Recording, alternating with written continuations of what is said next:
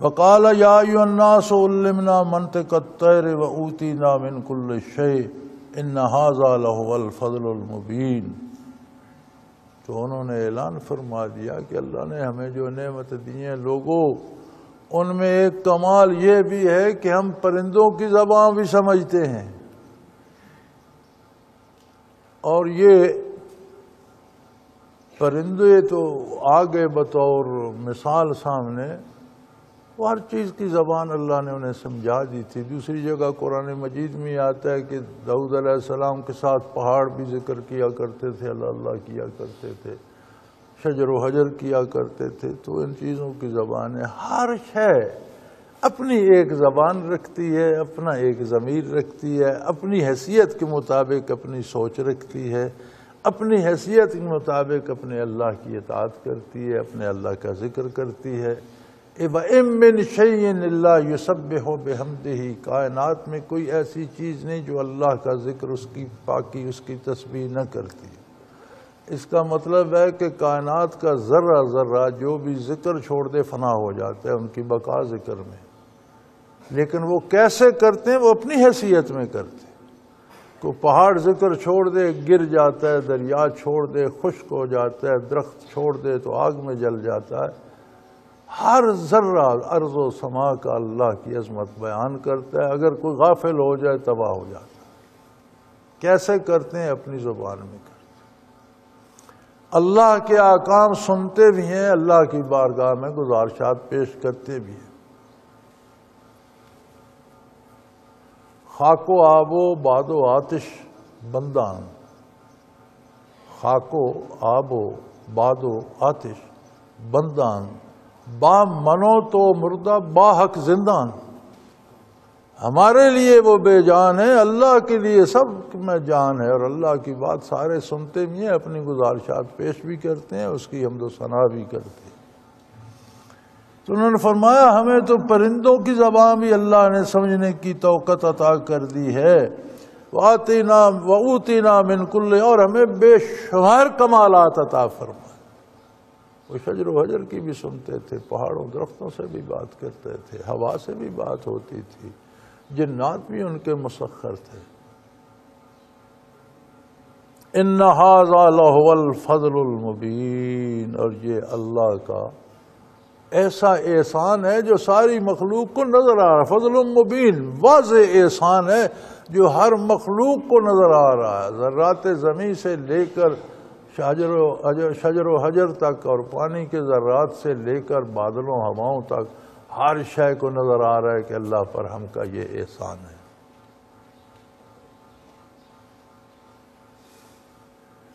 چنانچہ سلیمان علیہ السلام کا وقت آیا، وَحُشِرَ لِسُلَيْمَانَ جُنُودُهُ مِنَ الْجِنِّ وَالْإِنسِ وَالطَّيْرِ فَهُمْ يُوزَعُونَ۔ سلیمان علیہ السلام نے اپنا لشکر جمع کیا، جس میں جن بھی تھے، انسان بھی تھے، پرندے بھی تھے، اور اپنے اپنے مقام پر سب سفارا ہو گئے۔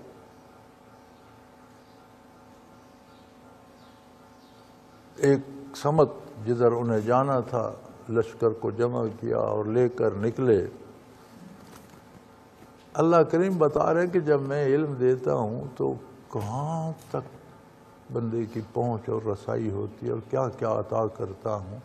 فرماتے ہیں دیکھ لو، ان کے ساتھ انسان، جن، چرند پرند، مخلوق جمع ہو گئی، ہر چیز اپنی جگہ صف بستہ ہو گئی۔ جب چلے حتیٰ اذا آتوا علی واد النمل، حتیٰ کہ اس وادی تک پہنچے جس میں بے شمار چیونٹیاں تھیں۔ اسے کہا گیا یہ ہے کہ چیونٹیوں کی وادی، واد النمل، چیونٹیوں کی وادی، بے پناہ چیونٹیاں تھیں وہاں۔ قالت نملۃ یا ایھا النمل ادخلوا مساکنکم لا یحطمنکم سلیمان وجنودہ وہم لا یشعرون۔ تو ان چیونٹیوں کی جو سردار تھی، فرمایا تم اسی پہ ناز نہ کرو کہ ہم بادشاہ ہیں، ہم نے ساری مخلوق میں یہ مزاج رکھ دیا ہے، اور ساری مخلوق کا نظام حیات اس طرح رکھ دیا ہے۔ اور بادشاہی صرف قابل فخر نہیں ہوتی کہ میں بادشاہ ہوں تو میں بڑا ہوں، بادشاہی کے فرائض ہوتے ہیں، جن پر بادشاہ ہے ان کی بھلائی ان تک پہنچانا اور برائی سے ان کو محفوظ رکھنا، یہ بادشاہ کی ذمہ داری ہوتی ہے۔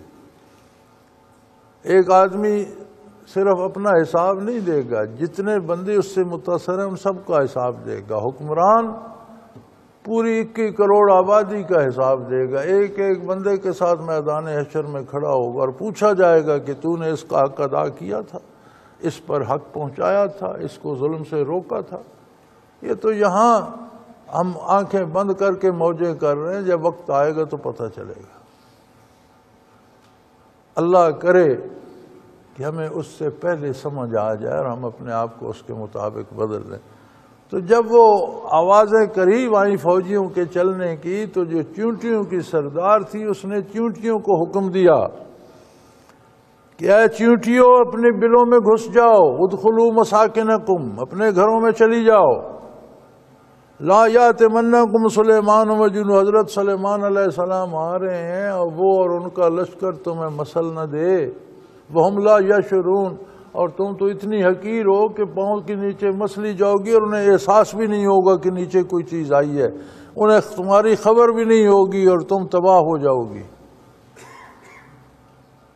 اللہ کریم کا نظام دیکھو کہ چونٹیوں میں بھی ایک ذمہ دار ہے، وہ بھی آپس میں کلام کرتی ہیں، وہ ذمہ داری ادا کر رہی ہے کہ اس رعیت کا تحفظ میری ذمہ داری ہے، انہیں بر وقت آگاہ کرنا، نفع نقصان سے آگاہ کرنا، علم پہنچانا ان تک، یہ بھی میری ذمہ داری ہے۔ برائی سے، نقصان سے حکمن روکنا، یہ بھی میری ذمہ داری ہے۔ کاش آج کے ہمارے حکمران اس چونٹی کی مثال ہی پڑھ لیں اور انہیں کوئی احساس ذمہ داری ہو جائے۔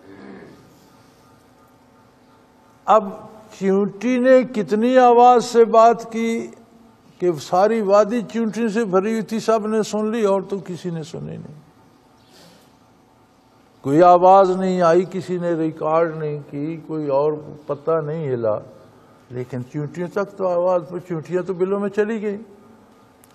کمال یہ ہے کہ نبی کے علوم کا کمال یہ ہے کہ حضرت سلیمان علیہ السلام نے بھی بات سن لی، حالانکہ ابھی وادی سے باہر تھے، اپنی سواری پر تھے، بات انہوں نے بھی سن لی۔ فتبسم ضاحکا، اور ہنسی کی حد تک مسکرائے، یعنی بہت شدید مسکرائے کہ دیکھو اسے بھی اپنے انتظام کی فکر تو ہے، اور اللہ کے احسان پر بھی خوش ہوئے کہ میں نے چونٹی کی بات سن بھی لی، سمجھ بھی لی۔